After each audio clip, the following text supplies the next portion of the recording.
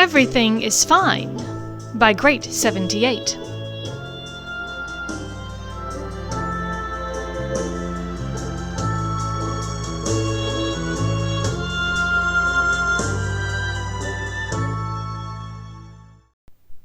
Chapter 14.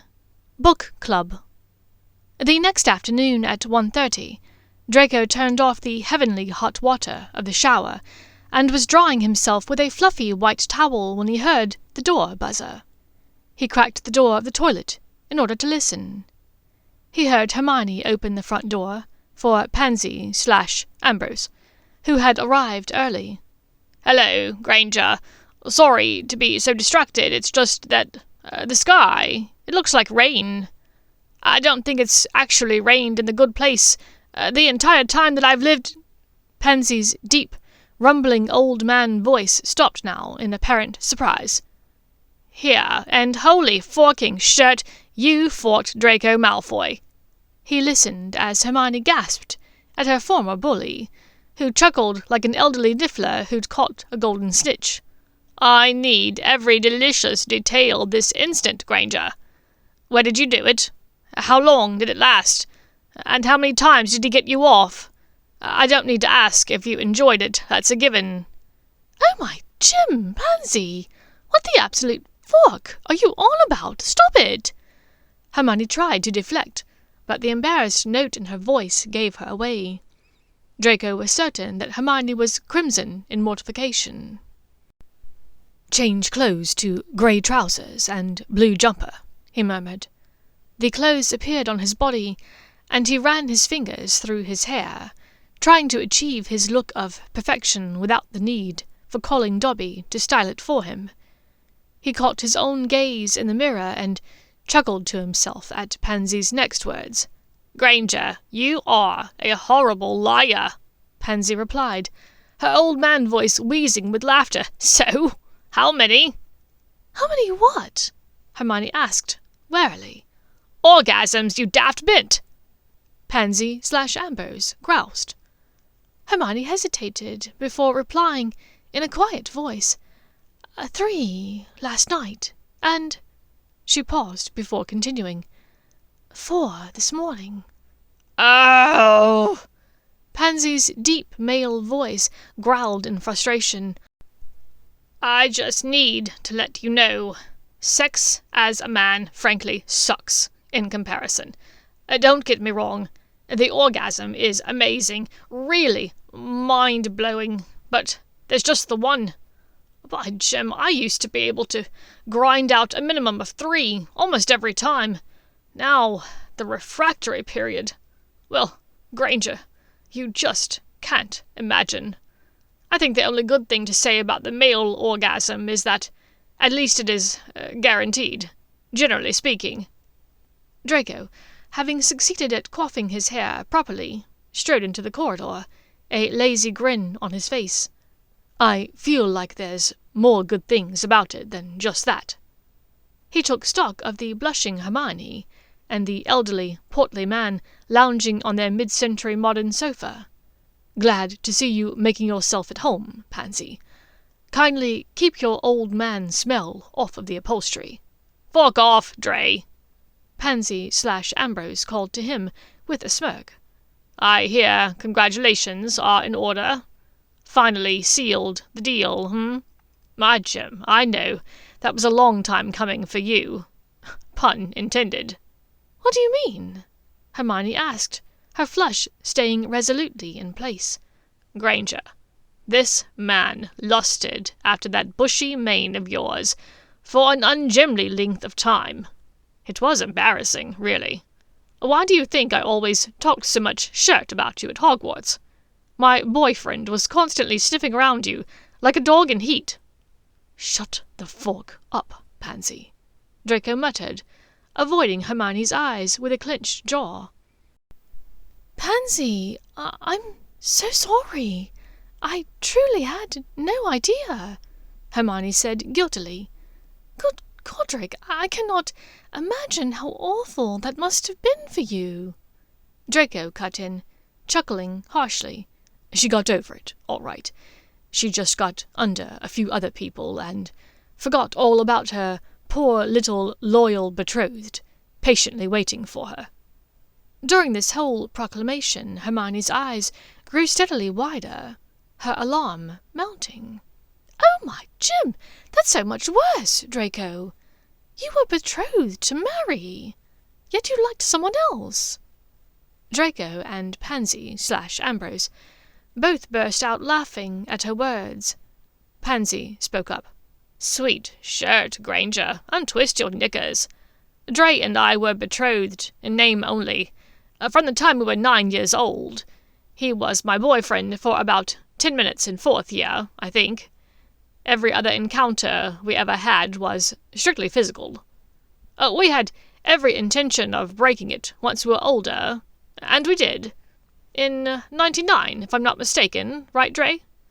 "Yes, I believe you owled me the formal betrothal dismissal paperwork from Blaze's yacht off the coast of Sicily," Draco drawled. Pansy nodded, a far-away look in her wizened eyes. "Now, him, that was a minimum of 5 orgasms each time. But I digress. Believe me, the idea of being married to a boy who was more like my little brother, Salazar's taint. No, thank you. And Dre was right. I was too busy with a few other people to really care. Theo, Edmund, Daphne, and that was just the first half of 5th year." Pansy looked back over the sofa to take in Hermione's stunned expression and laughed. "Don't look so shocked, Granger. We had a very open relationship, Dre and I. Sex was just a way to relieve stress. You can't tell me that you didn't take advantage of all of those sword-swinging clocks up there in Gryffindor Tower." Hermione looked flustered. "No, not really." Pansy/Ambrose smiled wickedly, a look that settled oddly on her elderly masculine features. "Well, you certainly missed out if my random lion sampling tells me anything." Draco's brow furrowed, and he cocked his head at the old man on the sofa. "You know, you never did say, who did you end up marrying, Pansy? I presume you did, since you said you died in childbirth. There's no way that Letizia Parkinson would allow an out-of-wedlock birth." Pansy narrowed her eyes and pursed her lips, making her heavily wrinkled brow far more wrinkly. "You know better than that. Letizia would have sent me here much sooner if I hadn't been wed. I married an American bloke, a bit older than us. You wouldn't know him. Sweet fellow." "Good for you," Draco said, and he meant it. "So, when is Ronald getting here? Speaking of my lion sample, having bedded 2 of his older brothers, I realized that I missed a perfectly good opportunity there. I mean, with all of those older brothers, you know he had something to prove in the sack, right?" Both Draco and Pansy turned to look at Hermione for confirmation. She just stared back. "What?" she asked, after a moment. "Did he, or did he not have something to prove? You know, sexually." Pansy dragged this last word out in her gravelly old man voice in a way that Draco found very creepy. Draco moved his eyes to fix firmly on the screen opposite them. He waited on tenterhooks, unsure if he wanted to know the answer. I couldn't say," Hermione replied, turning away from the both of them and smoothing down her hair as she started towards the corridor to the toilet. Draco and Pansy exchanged a surprised glance. Pansy hustled to her feet as fast as her aching joints could release her from the confines of the soft sofa. "Wait, Granger, are you telling me that you never slayed that beast?" Hermione's voice drifted out from the cracked loo door. "Leave me alone, Ambrose." Pansy had gotten to the door of the loo by now, and pushed her way in, closing the door tightly behind her. Draco could continue to hear their muffled, whispered conversation. It took everything he had to fight his brain pixie's desires to stand at the door with his ear against it. He moved to the back of the house, to the bare table just inside the French doors that led out to the garden. With a resigned sigh, he called, "Dobby." The last time that Weasley had come to their house he had insulted their hosting abilities because of their lack of cutlery. As a properly bred gentleman, Draco could not allow that to stand. The elf-shaped being appeared. "Yes, Draco?" "We are having a couple of people over for a book club meeting. Can you set out a few nibbles for us to nosh on? A charcuterie board, perhaps, a dessert selection, and some drinks, juice, water, and the like. And a nice vase of flowers here in the center of the table. Plus we'll need plates, utensils, napkins, and liquor. Maybe a few bottles.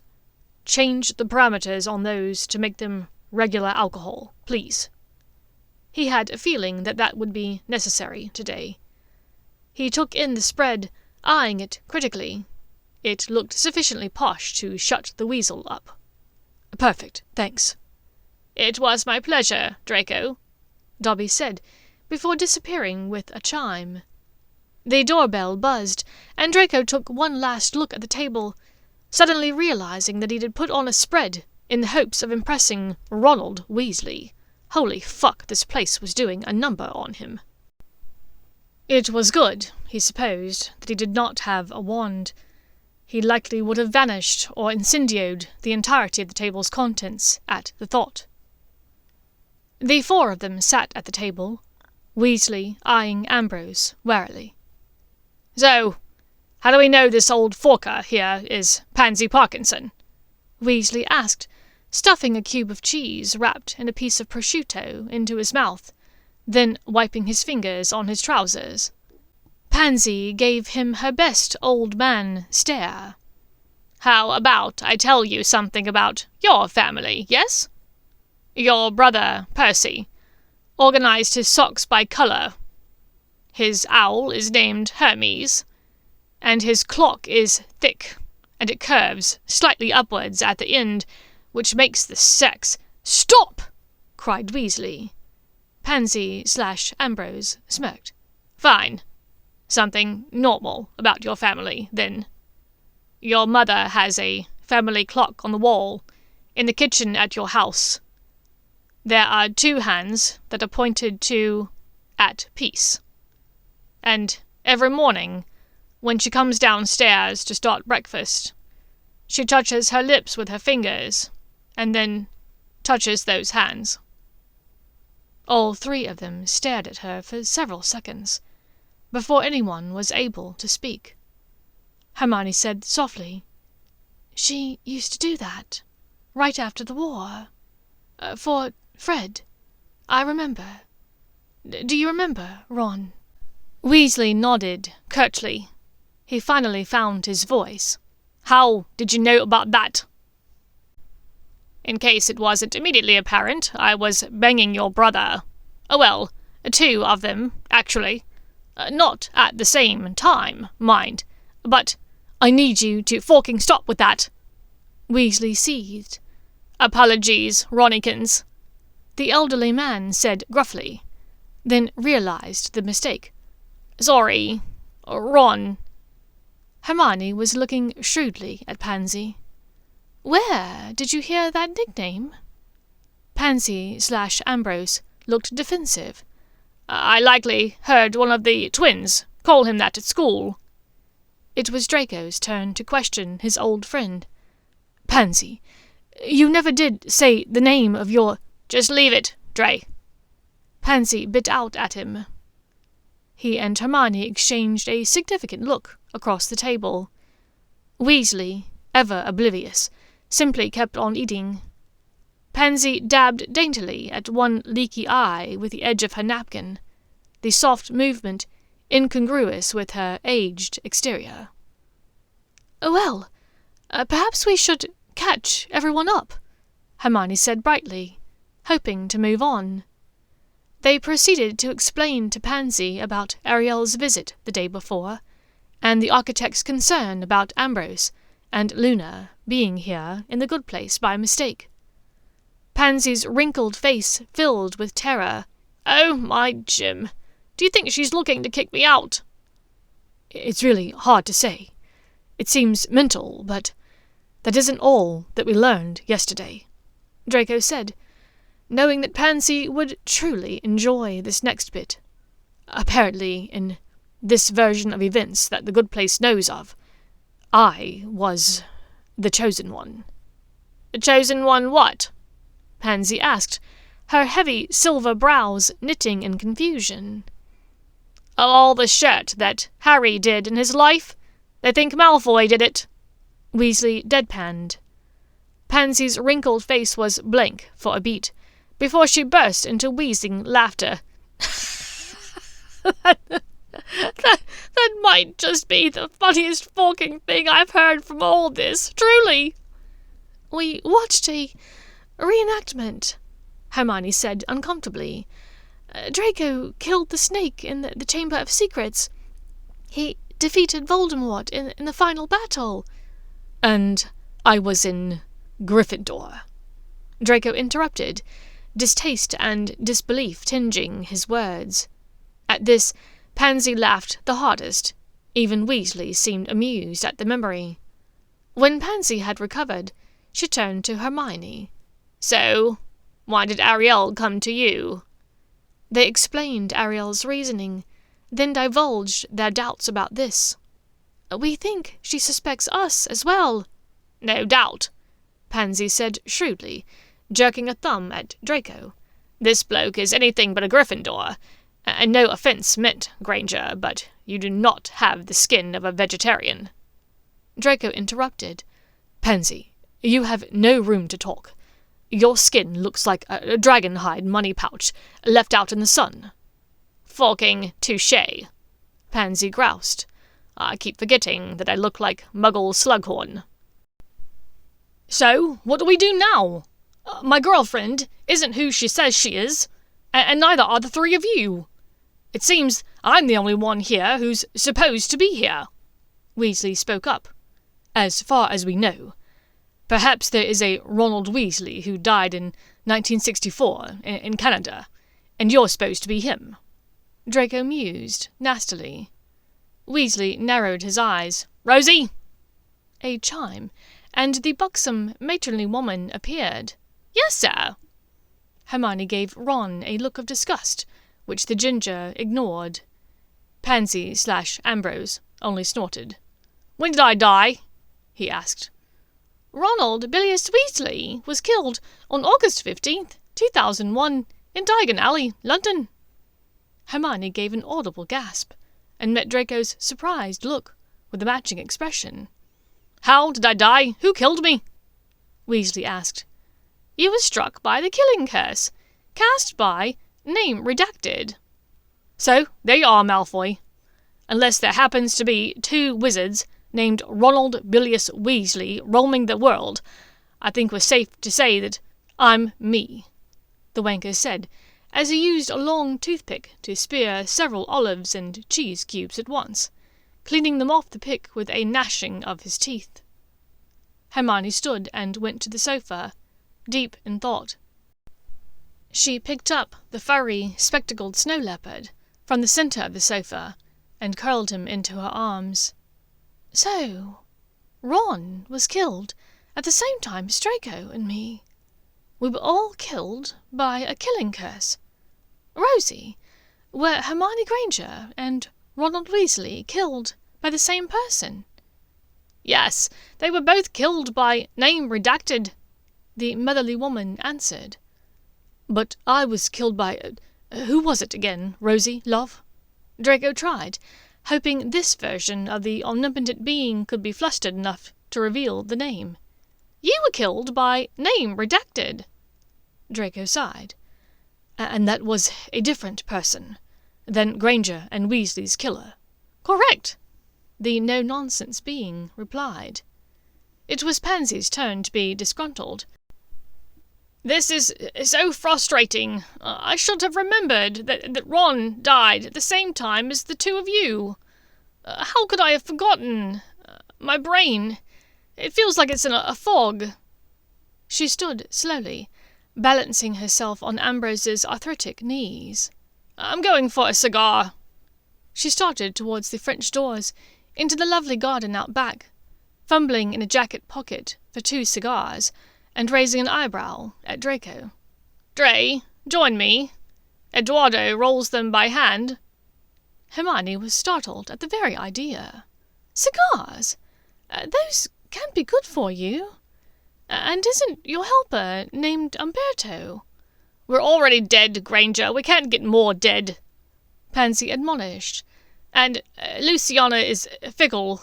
I think there's at least 20 different 20-something-year-old Latino men that answer our call. I'm fairly certain they only own one shirt between all of them, and none of them ever wear it." Draco stood up and followed his old housemate out into the garden. He began to close the door behind him, but then saw Ambrose's pointed look. The elderly man held up a finger, gesturing to the door, then placed the finger vertically over his mouth. "Be quiet and leave it open," the movement said. After a moment's hesitation, Draco did so. They sat in the lounge chairs, just outside the doors. Pansy lit one cigar, puffing on it expertly to get it burning before handing it off to Draco, and lighting the other one for herself. They sat in companionable silence a moment, before Draco destroyed it. "So, you and the uptight head boy Percy the Pratt, huh?" "And you and the time-turning SWAT queen, huh?" "Chalk and cheese, Pans. One was an absolute git in school, and the other—" "Yeah, I know. The sun rose and set around her, for you, I remember." Pansy gave a gruff chuckle. "Believe me, though, there was a lot more to Percy than what meets the eye. We truly did love each other. I miss him. Every day." Draco gave her a sympathetic glance. "I'm sorry, Pansy." She took a deep drag of the cigar, holding the smoke in her mouth whilst lost in memories for a moment, before she blew it out slowly in a series of lazy rings. In the silence that followed, the voices of the 2 Gryffindors inside could be heard. "Just can't understand, for the life of me, how they managed to put the 2 of us here, and didn't match us up as soulmates, Miney, you know? Makes no sense." Hermione's response was unintelligible. Weasley answered, "But that was all in the past. I know we had our ups and downs, Hermione, but we were working it out. I don't remember the particulars, but I am sure that that's what we were doing in Diagon Alley together that day." A pause, in which Hermione's whispers could not be heard over Weasley's chewing. A glass pounded roughly to the table inside. "Dear Jim, what are you on about now? I'm not dismissing your feelings. I'm just saying they're wrong. You're being dense, Hermione. You and Malfoy aren't right for—" In an instant, Draco was up from his seat, and had banged open the door back into the little house. Pansy rose unsteadily and shuffled in after him. "I believe you've overstayed your welcome, Weasel," Draco said briskly, grinding out the cigar on Weasley's still full plate. He jerked the back of Weasley's chair to pull him away from the table, then held out his arm to indicate that the ginger should stand. Weasley did, coming to within a few inches of Draco's face. "Hermione is my friend, and it's her welcome I'm here for, Malfoy. Listen, your Slytherin girlfriend is here. Why don't you 2 snakes fork off out of our sight? Hermione needs to come home with me. She shouldn't have to live with a slimy git for eternity." "Agreed. That's why she's not going with you, git." Draco sneered. "Besides, aren't you forgetting someone? Isn't Luna home, keeping your bed warm? Or did she find some random bloke and move out already?" Weasley stared at him hard, for several seconds before deflating. "I don't know. Possibly.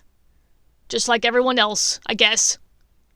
There were several seconds of silence between the four of them, whilst Weasley struggled to maintain his stoic expression. "Ron, did Luna leave?" Hermione asked in a careful voice. Weasley's face crumpled a bit. "I think so. Truth be told, we left separately from the Museumeister the other night. She met some actor who'd been in a few television programs back in the 80s. Not even in a lead role, just a background extra for Jim's sake. She told me she would catch up with me at home. I haven't seen her since." It was a moment before anyone spoke. Finally, Hermione said, "Ron, I'm very sorry to hear that, but just because you have lost someone doesn't give you the right to lash out at everyone around you and expect them to fill in the gaps left behind. That is exactly what happened years ago with Fred. You expected me and Harry to fill the void left in your life after your brother died. But we had our own lives to live, our own losses to grieve. It wasn't like you were the only one who lost someone, you know?" Weasley blinked hard, ducking his head and reaching up to wipe the tears away quickly from his eyes. "Yeah, I know, Miney. I'm sorry. I can tell you're happy here with this horse's ash.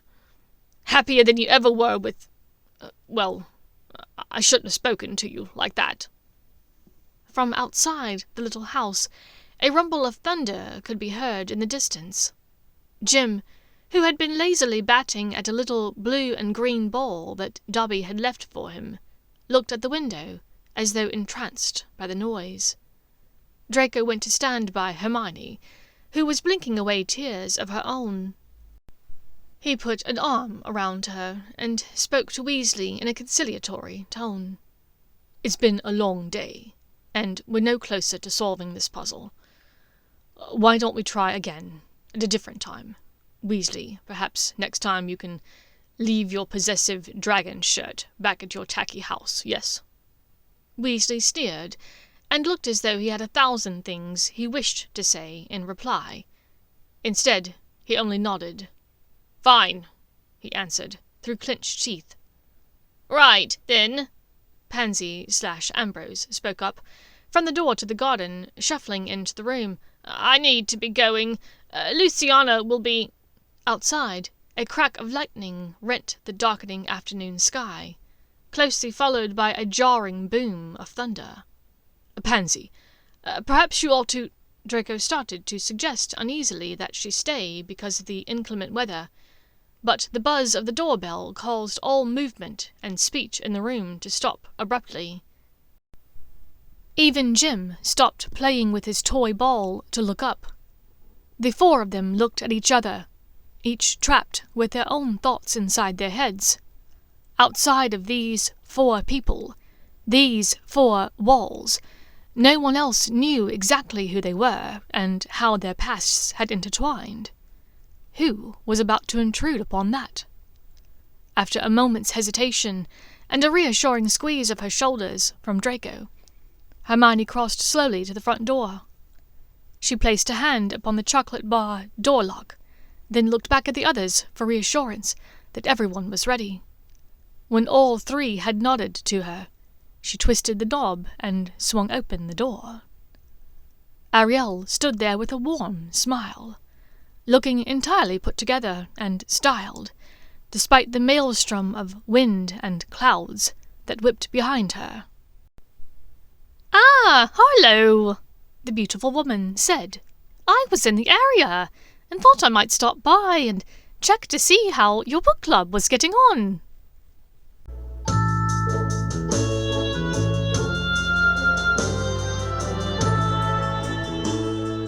Thank you for listening to Everything is Fine by Great78.